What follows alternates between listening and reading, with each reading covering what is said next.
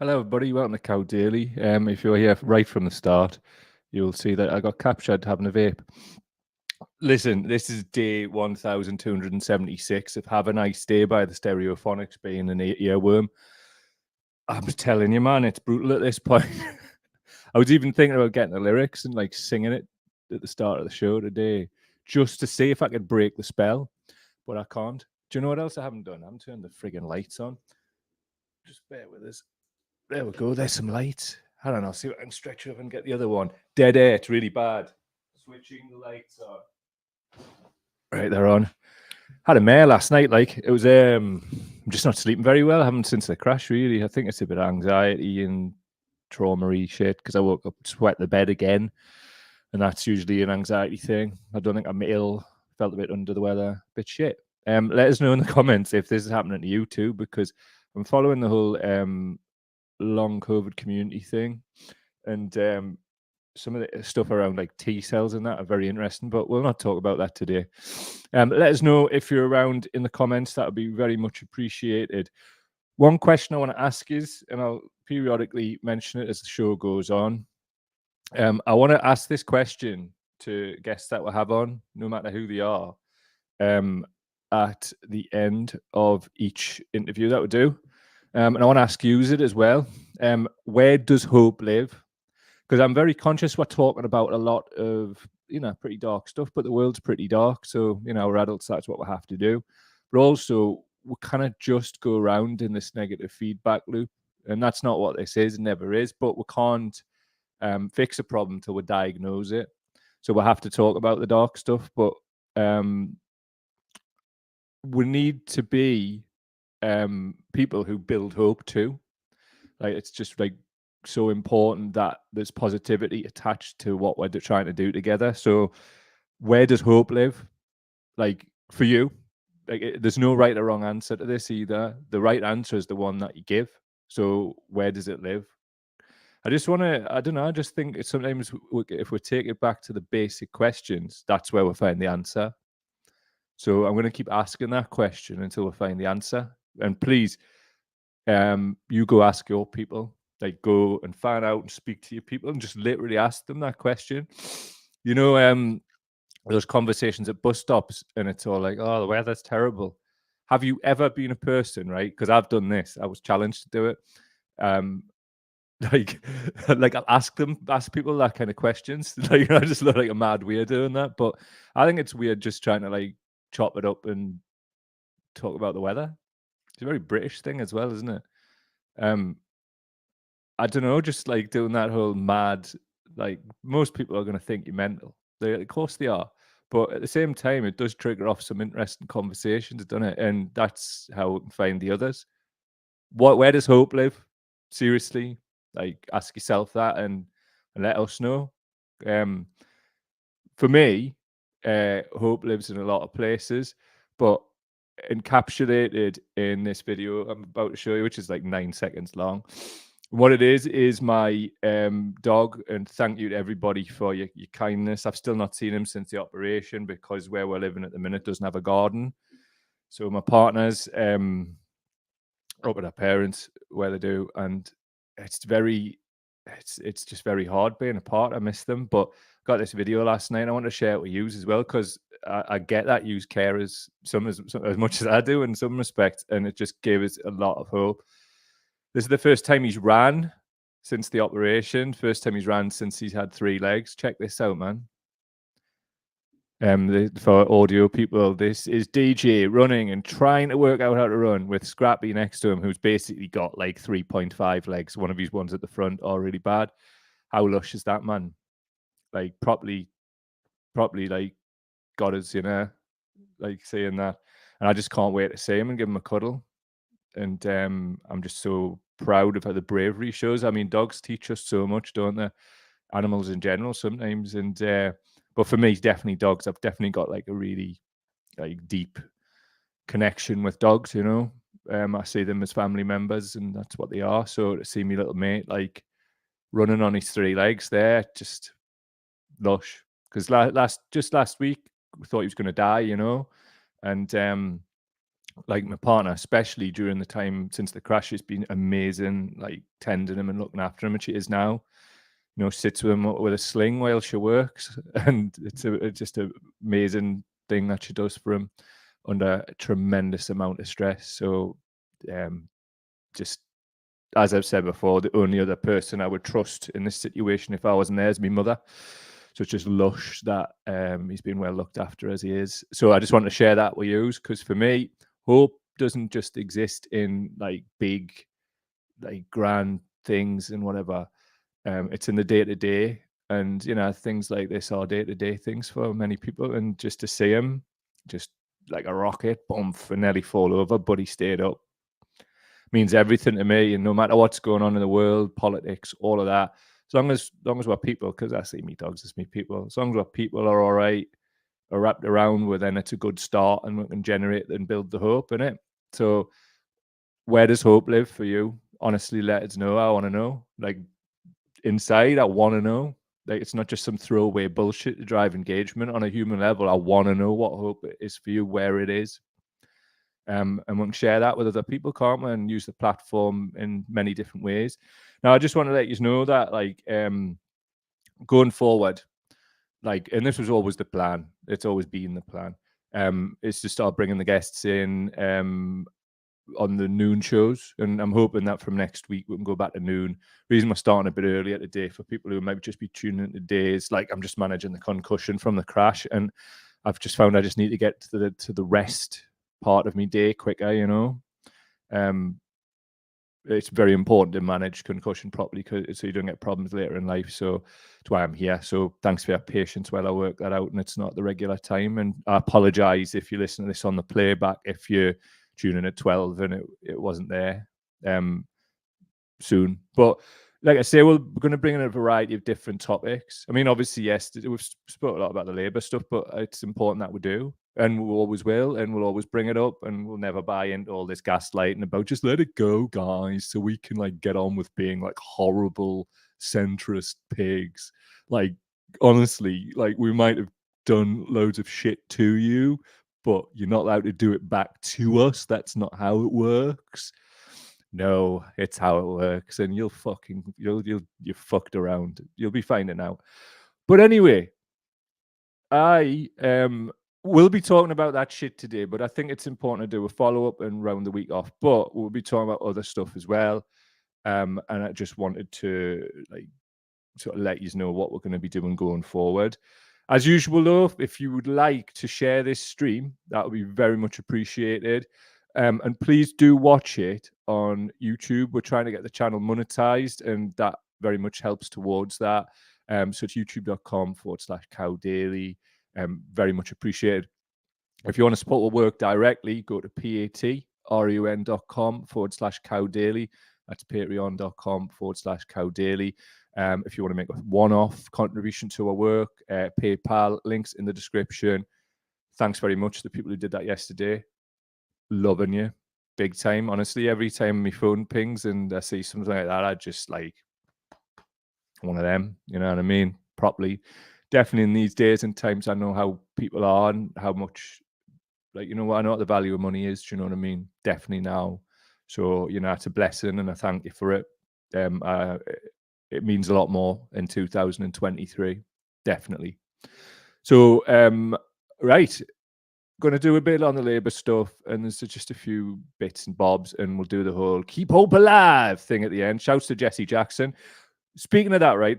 Forget about Jesse's politics. What a great orator, right? And like, there's a lot I didn't agree with Jesse, right? There's a lot I do, but that keep hope alive speech, it had me. I had a nightmare the other week where I was just sitting there going frustrated and just felt like I had no hope. And I randomly thought, oh, I'll stick that speech on. I'll try and find some like inspirational speech shit going on, like from like history of politics.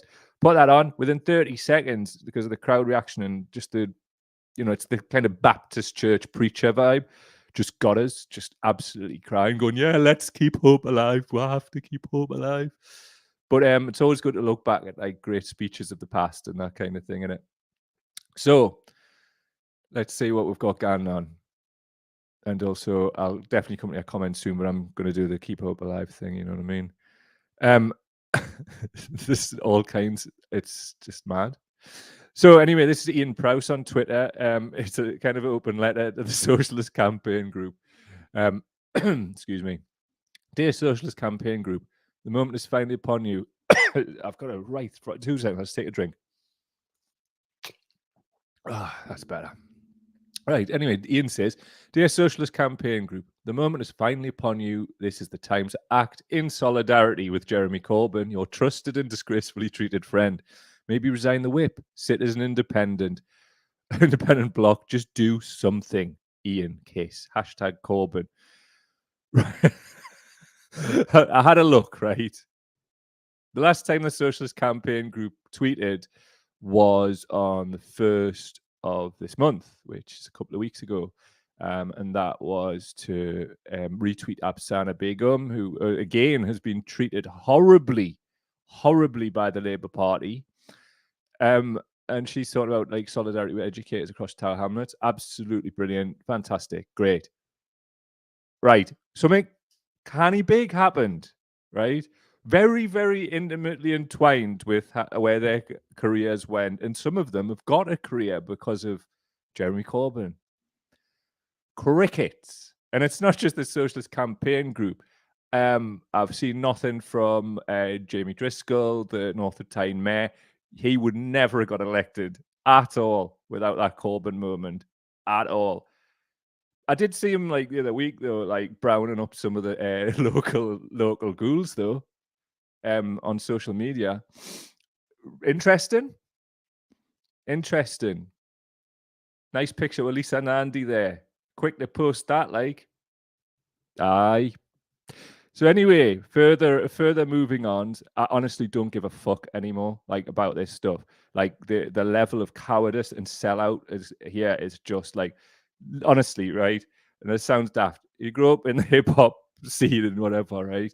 Selling out is like, especially the era that we did. It's just like you might as well just be a scab, like, you know what I mean? It's just terrible. So anyway. John McDonnell. And look, I'm going to say this, like, I like John. I do.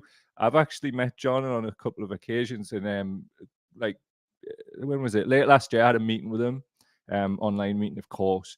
And he's a genuinely good MP, constituency MP. And just he comes across as a genuinely good man, and he couldn't do enough to help. But I think he's soft as shite as well, clearly, because as you're about to find out, I mean, I'll read this first before we play it, just for the audio heads. John McDonnell MP on Twitter, in this BBC interview, my warning to Keir Starmer is if he does not uphold his promise to allow local party members to select their parliamentary candidate, he's in danger of opening himself up to charges from the Tories on trust, honesty and integrity. Okay, John, let's see what he said. Hold on a minute. Let's go to the thing. Listen to this. In 2020, what Keir promised when he was standing for the leader of the party, he said he would oppose and end the imposition of candidates by the National Executive Committee, and he would say that party members would be able to select their candidates for every election, and that's what we want him to abide by, the promises that he gave. He made a lot of promises when he was standing for election and has subsequently been accused by the left of abandoning those promises. Do you feel that he was elected under false pretenses? I think he gave a whole series of commitments. My warning to him, and the Tories are beginning to pick up on this, and we've got to close down this line of attack that they're developing. And it's one about saying one thing and doing another, integrity and honesty, etc. What Keir said, particularly around this issue about democracy in the party, is that he would uphold it, that party members would be able to select their candidates. And I'm urging him to stick to that promise. Otherwise, it will open up a vulnerability that the Tories will use, not the left or party members. They'll be disappointed. But it's the Tories that will then start, I think, using this issue of trust. And once trust goes, it's almost impossible to retain. Can you even believe this? Like, where's John been? Like, I'm loath to go too hard in the paint on John, like, because he is a genuinely nice bloke, you know what I mean? But that's the problem, I think. I don't know, has he been lent on? Have these people been lent on? It's not beyond the realms. I mean, there's all kinds of mad stuff going on in the world, and like that would be like possibly the least like unlikely outcome. Like somebody's took him in a mad room, went, listen, lads, we've got some big mad shit going on here, and you just need to shut the fuck up. You just can hang around or something, but like, yeah, just shut it or else. Because I just can't understand that level of like quizzling shit. Or he's in danger of losing trust. The man's lied from the start, and John's been there front and center, known for this for an absolute fact. Like, what the hell is that? Cowardice is what it is. And like, look, I'm going to call it what it is. Like, we've got to be right without fear or favor, even with like sometimes, especially with people who are like, because we have to hold them up to a standard if we're going to have like a moral standard that we live by. Like, we can't like align ourselves with people who just sell other people out. These people, John included, right? They absolutely and utterly used us. Like, used. I feel mad used. Like, feel mad used by people I've named, and it's not okay to just like do the whole guys. We need to just move on. Like, they literally bastardized democracy in the United Kingdom, the people who did this. Like, that is important, man. Like, it's not even really about winning elections at this point, because do you believe democracy's like real? Like, I've got serious questions, and I'm really not sure like what the hell is going on. I mean, I've always like, had me doubts, but however, man, like, look at the absolute state of all of this. Like, in some respects, like, the whole Starmer thing and whatever, it looks desperate. It's like, because we know this is about smashing the left and any kind of progressive stuff, but then putting this like veneer of like progressiveness around, like the Democrats in America, the drill. Two cheeks of the same arse, Republican, Democrat, blah blah blah. So, like, what is going on? Because this is proper clown business. This like John's acting like clown there, like he's there, man. He knows what he was in the bloody meetings. He's a lot of them. He knows the crack. He was there when Starmer like lied to get elected because the membership was like still riddled with socialists. Why? I have no idea. It was moderately gratifying to pull up posts from the time where we literally go, he has the heavy stench of a rotter, do not trust him.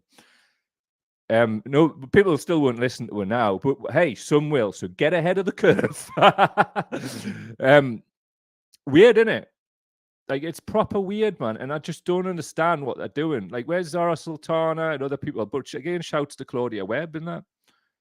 It's absolutely disgusting behavior, man. Like, I'm not going to go on about this every show, but I'm certainly fucking talking about it today because it's fresh, and this should be the news. Like, not the way that this is being presented as some kind of like victory lap for Keir Starmer, and it's just like using it as some kind of factional celebration. And then like the silence is definitely complicity from the people that we backed and supported through an absolutely abhorrent time that they went through by the very same people. We've got people browning these people up and then moving to get rid of them. Like, they're sticking somebody up against Driscoll. Like, there's Kim McGuinness. Like, however, man, like, he's actually done a canny job. So on that basis, right, like, surely they should just be giving him a free pass. But no, it's because he's seen as left wing. So they're trying to move everybody out. Like, is John just waiting for something? Like, because if they get the audacity of what they've done to Corbyn, it's small beer getting rid of these mugs. Like, you'd think people would want to stand up and fight when it's themselves, but I just get a sense that they're just like thinking, like, maybe they're in some kind of not just Westminster bubble, not even just some Labour bubble, but some like mad factional bubble where they think, yeah, the fight's on, guys. Let's get Jeremy back in the party. Listen, people are starving. Just fuck off. Honestly, just fuck off. Unbelievable level of like ego and like navel gazing from these people. Anyway, I just want to big up Gareth on Twitter at J.A. Bundy. And I was having a particularly shit afternoon with the whole concussion thing. And he says, latest Milk Cow podcast puts into words exactly what I feel about Corbyn and his terminal loyalty to the Labour Party. I just want to acknowledge it, yeah, because like it's important that we're like don't just focus on detractors or negativity and things like that. And I know it's important to me. And things like this are things that I actually keep in a file. And when I'm having a bad night, I read back. So to you, Gareth, thank you. You've been added to that, and I will no doubt read it in 6 months or something when I'm having a bad one. And it helps us manage my mental health and remind us who I am, in spite of people trying to strip that away from us virtually every day. Like, I mean, they can try. I mean, it's fucking hell. There's harder people than them have tried. So thanks, Gareth. I appreciate it, mate. Like literally, like soul deep in it, and just thanks, because like I really don't see very many people like saying it as it actually is. I have seen some people who you'd expect, like Laura Pidcock, who've actually stepped up and just said, look, this is what was really going on. And there was people near Corbyn who, like she was privy to, who basically advised them not to like speak out or harness the likes of us and other people to like fight this, because they didn't want to upset the people who are running the party, just in case Corbyn didn't get the Labour whip. And as Laura says, like, let this be a lesson to all. We cannot just get like wave this shit through. Like that whole energy from John McDonnell, that is not a leader, man. That is not like somebody who's there to lead. Great, he's a really decent man, and I will keep adding this in, though he is. But some people just like, you know, they're just, I don't know. I honestly don't know. I would, if anybody knows, right, and wants to anonymously tip us off, like what the cowardice is rooted in. Like, is it a personal thing, or is it like, has something happened? Because I don't understand. Like, I just don't understand it. It doesn't make any logical sense. So I'm just kind of spitballing right now. I don't understand how anybody who has a friend who goes through all what Jeremy has doesn't stand up for that friend. I mean, we've all been let down by people in life, you know what I mean? Like, God knows I know. And God knows I've had friends like that. But like at the same time, you expect your close people to not be fucking cowards when we're being attacked left and right. So I think that's another lesson for the movement as well. Know who's wrapped around you. I don't mean know them intimately for years, but you know, just know who people are. Because look, at the same time, one of the good things about like all the stress and pressure that the movement's under, it sure does reveal people for who they are. And that's definitely a massive plus we can take forward, because look around you now. Look at how people are acting, and let's look at who we take forward, or even trust into the future, because trust is at such a premium these days. I mean, John's talking about trust there, like as if it's some kind of like new thing regarding Starmer. It's just like nothing seems rational or evidence based, and a hell of a lot. Well, very, very few things do. That's more accurate. I don't understand what's going on, and as my mum would tell you, I've spent virtually the moment coming out of her saying why, doing her head in for all my childhood. But I'm still ultimately that kid, and I'm just gonna keep asking why, because this doesn't make any sense. Not a thing of this adds up. Not one thing. So we'll go on. Thanks, Gareth. Dr. Vega Shaw recently heard it costs nothing to be nice at a meeting, and I strongly disagree.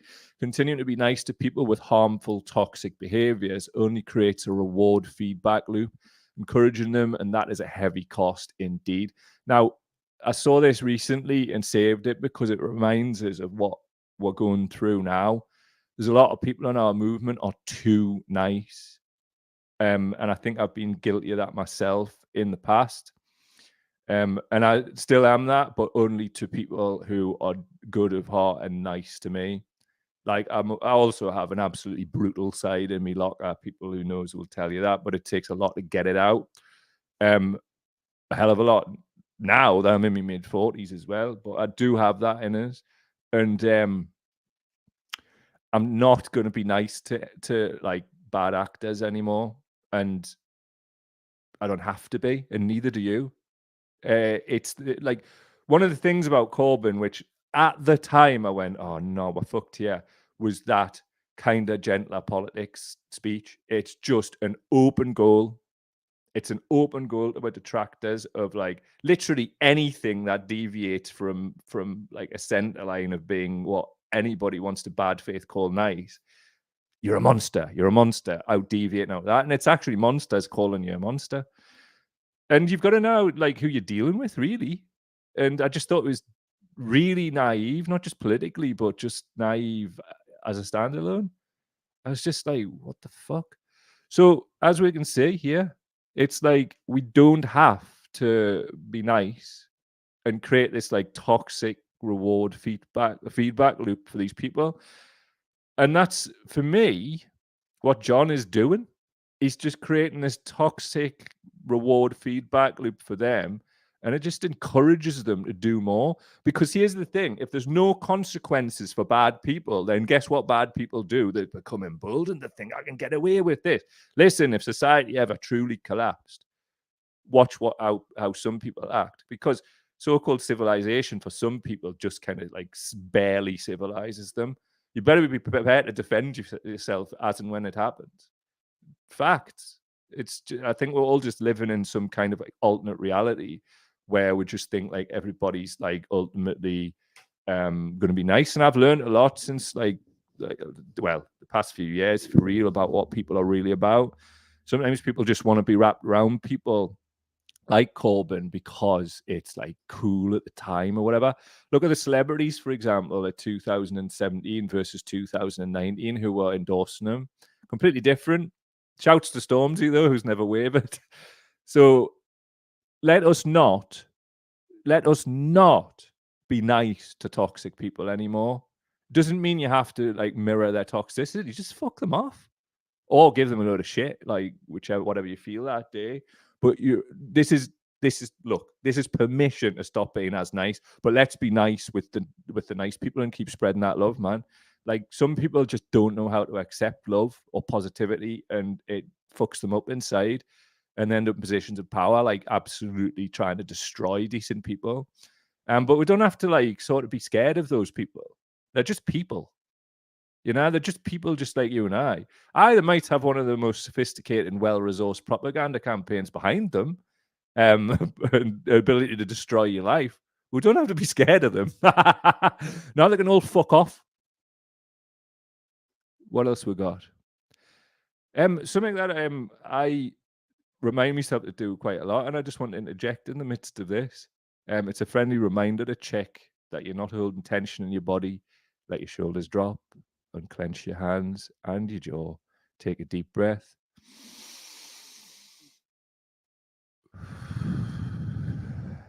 And that is better. And you know what? I forget to do that like so much, like all the time, which will surprise nobody. But I wanted to do that because I was up a height yesterday, and a lot of what are up a height. Please just take the time to just like sort of like relax your body, because I've been told this of loads of people. I forget to breathe. I don't know what that's about. Like it feels like, and when I've actually noticed it, I forget to like immediately you feel better. This is another one that like I've discovered recently. I mentioned him on a podcast, Dr. Andrew Huberman, and it's like this.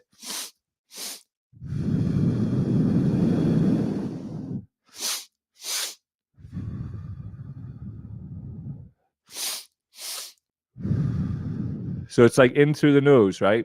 Twice fast, and then out through the mouth, like slowly. And it just does some kind of mad reset, and just it seems to just like I can't remember exactly what he said. There was some scientific thing, and I would just butcher. But check that out, and just take some time in your day, because I'd been forgetting, and I'm doing it. It's turning things around for us. Definitely in the middle of this kind of piss boiling stuff with Corbyn. It's like it's not about Corbyn, right? It's about like what hope being extinguished meant to us. So it's like a traumatic trigger, and when these things come up and we see these horrible bastards like lying and whatever, it's going to trigger a trauma from that time. It's just will. Everybody remembers how they felt the day after the 2019 election, and we've been abused by were detractors ever since. Take some fucking time for yourself, lads and lasses. Seriously, like I say this for myself as a reminder to myself too. I get too focused, to this, to that, toxic behavior. Just take a breath. Honestly, like just off that, oxygenating yourself, getting better, I just feel calmer. I do forget to breathe, and like I thank people for reminding us to breathe. Feel free to remind us to breathe whenever you like in the comments. Right, let's have a look in these said comments. Let's have a look. See if there's any keep hope alivers. Hello to B62 Boom One. Oi, oi. Jenny Schramm's in the house. Hello. Nice to see you. Susie Stapleton's in. Susie, thanks so much for that PayPal donation, mate. I honestly, like, saw it pop up, and I'd actually say, like, this is going to be fucked. I don't even care, though. This is mad. Whenever I see it pop up, I literally say out loud every time, thank you, that person's name. So thank you, Susie. Yeah, and thank you directly. Here you are. Michael's saying, hope. Hope resides within me. I have to decide what I hope for and then live my life to try and bring those things to reality. Definitely, man. Like, people can only like take hope away from us if we allow it. Like, I think one of the problems at the moment in society is Michael alludes to there, is like we don't have stability. Everything that we know is wrong, and what is once up is now down, and that is, you know, that is an actual agenda from like sort of the billionaire class to keep us that way. So it's just a case of like drawing into our like sort of affinity groups, but individually doing the work and taking time to breathe and taking time to just understand that hope is like a fucking flame inside one, and we can fan that flame individually first, but together, man. Like, it's a beautiful thing. And sometimes just like taking the time to breathe and just disconnect. Like this afternoon, and like as I said, I'm doing these things earlier this week and maybe early next week because of self-care and looking after each other. And that's from something, but we need self-care from general life too. So this afternoon, I'll be taking some time for myself, and I'll be taking some time to be in nature. It always helps me, and I'll be turning off all of my shit. And I'll be going shopping as well, and I've got a packet of Bird's custard there, and I don't really do much sugar, but I'm going to treat myself because I've had a crap sleep. And you know, sometimes you just want like a bit of carbs and custard and that. That's what I'll be doing, and then probably going, oh man, like what do I weigh? What's the weight thing? I've kind of passed that now. So thank you, Susie Stapleton. Seriously, big up. Really means a lot when, like, it's in 2023 that people contribute financially to our work, because I know what it means. I know.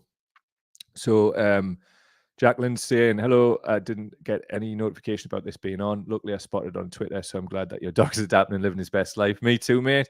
You didn't get a notification simply because I didn't like set it up as the normal 12 o'clock thing. I just set it off, and here we are. Again, because of the self-care thing, but you know, you'll have heard that. Dave Slaz, big up Dave. My 16-year-old Jacoby doesn't think he's a pensioner, no longer allowed to sprint about the long walks on his leash from now on. 16's that's a beautiful age for a dog, that, Slaz. You've been very lucky, mate. But I hope you're keeping well as well, and you know what I mean. So Jacqueline saying, I didn't know that animals could get cancer until my sister's dog tragically got terminal cancer at 2 years old a few years back. Oh man, at 2 years, that's sad. I mean, our dog there, well, we don't actually know how old he is because he's a rescue, but we think maybe he's 13, 14, maybe he's 15. Honestly, don't know, but like, we cured it with THC oil, and yeah, that's what happened, and we got proof. So sadly didn't get to save the leg, but we saved him, and I cannot wait to give him a cuddle, man. Like, we've got this like proper little language between one, and he misses me. Like, he reacts when he hears my voice on FaceTime, and it's just sad that we can't see each other for another week, I think. So David Hockney is saying, hope, my kids, wife, family, that's about it at the moment, to be honest. Mate, that's a whole world of hope. I'm really chuffed to hear that you find that in your people around you, and like being a father as well is possibly going to turn out to be a life regret because I was too busy running around doing other things and whatever, and just not deciding not to be a father. But I do have my moments where I just think like that would be a beautiful thing, and like definitely now it would be like something to really like put me focus on outside of the work that I do. And I've been told I think I'd be a good father. I would think I would be a good father too, but I just sadly don't think that's ever going to happen. But that's a beautiful amount of like hope you've got there, mate, and just real blessings you've got. Susie is saying, hope for me is seeing and knowing people like yourself, my best mate Carmel, people with genuine intentions, those who put their necks out to fight for what's right, compassion and care. Means the world. There was that, Susie, to be honest with you. It can feel desperately lonely at times doing this. So like yourself, your words, and everybody else with their kindness, it means the world to us, because I'm just not backing down. And I just, look, I've lost a lot in my life doing this, man. I've gained a lot too, like, but I've lost a hell of a fucking lot. And it's nice to feel appreciated, like it really is, because it's been a tough one. But I think like the truth should always be your guide in life, and you got to stand by it, and you got to stand by like what's right. Definitely in these moments in 2023 when it's hard, because there's literally an industrial campaign to stifle any dissent. So you go up against that machine, and literally, like I know, and I've got proof that we've been targeted over the years, and I mean it's fucking obvious, isn't it? But and it does get to you, and it's like it certainly gets to you when you're trying to like sort of support people. But I'm like coming out of this stronger, and I'm just ignoring it, and it just doesn't like, it's just like that a lot of the time. I mean, even when it's like ramped up and whatever, it's just kind of like, imagine being like that sad. Like I don't think I've ever like fucking fully like constantly try to bully somebody, like just because you don't like their politics. Or it's mad, isn't it? But like, some of them are paid, so whatever. It's like sad wretches. Joanne saying my hope switch is currently off, just bumble along in numb mode. Mate, I understand, and it almost feels in some respects that like to allow ourselves to have hope like we did in 2017 before. For me, I just didn't allow myself before that moment, and it feels hard and traumatic to allow the flame of hope to reignite. But I tell you what it is, like if we don't, that's where the bravery of all this starts for all of us, just to allow ourselves to start feeling hope and thinking positively. Seriously. And you know what? If we do it individually, that's scary. But if we keep doing it together, it's less scary, and we can circle the wagons when other people come around with the whole like, oh, look at yous, man.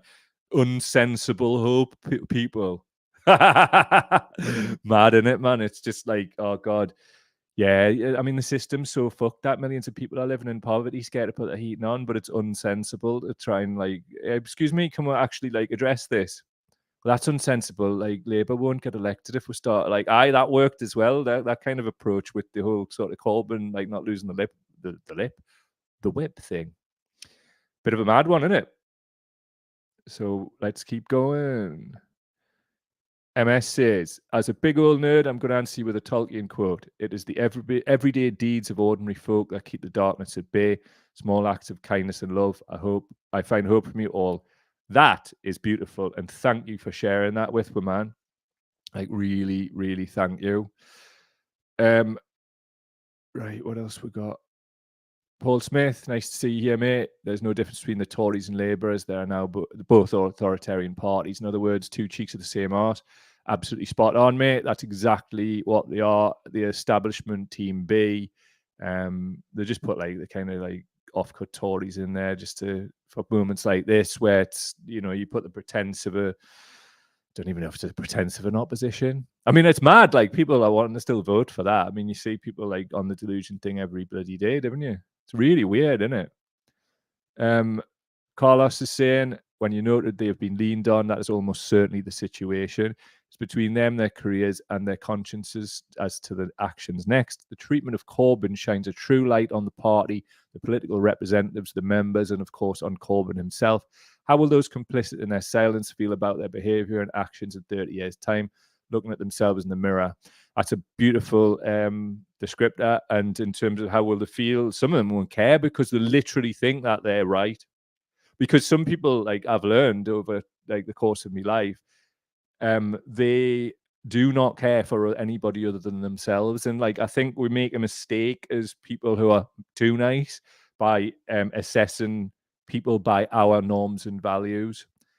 But some people do not share our norms and values, but they'll cosplay like they do.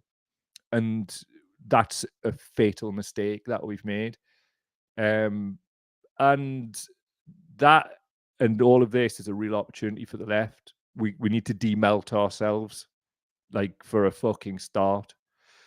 Right, I'll take a couple more and then I'm going to get myself off again. So, work-life balance is... Oh, sorry, this is from Ian and Portled on YouTube. Work-life balance is crucial. We spent decades improving the life of workers. It's all getting shafted now, though. We have, mate, and we've got to fight it again. And I was such a massive bag of hope seeing the CWU members, the posties vote resoundingly for another strike. I mean, come on, the posties, man. Beautiful, eh? Absolutely class. Right, I will see what the crack is. I think I best get off. It's 41 minutes already. And do you know what it is? I could sit and talk to you for a lot longer, and maybe in the future we will do like a longer one. I'm trying to work out what all this like live streaming stuff is. Like some people live stream for like hours, and I feel like I could do it now. But like, I think I should like obviously watch my health as well. But also, I just don't know how it would work. Like, how does that work, and why does that like build the audience and all that? Just don't know at all. But anyway, Shelley Kelly has finally made it live again. You got there in the end, pal. Catch you on the playback. Anyway, thanks for being here, everybody. Please do comment, rate, and subscribe on Spotify, YouTube, Apple Podcasts. And tell a friend to tell a friend. I mean, we have no marketing budget whatsoever for this. It would be really helpful. Also, if you want to make a contribution to our work, patreon.com/cowdaily, patreon.com/cowdaily to make a regular contribution to our work. If you want to make a one-off contribution, links in the description below for the PayPal. Thanks for everybody who's done that. Thanks for popping in the live chat so I could thank you directly. Love you, man. Right, next, we move forwards with hope as our guide, but also holding account all the bastards. Right then, I'm going off to see how my blood clot dog is doing and probably walk the biggin for the crack. I'll leave you with this beautiful thing here as we leave. This is my three-legged boy running for the first time if you just join me now. How lovely. Here he is, audio people. What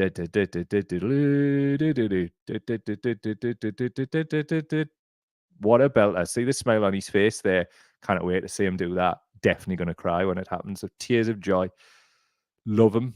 Love everything about him.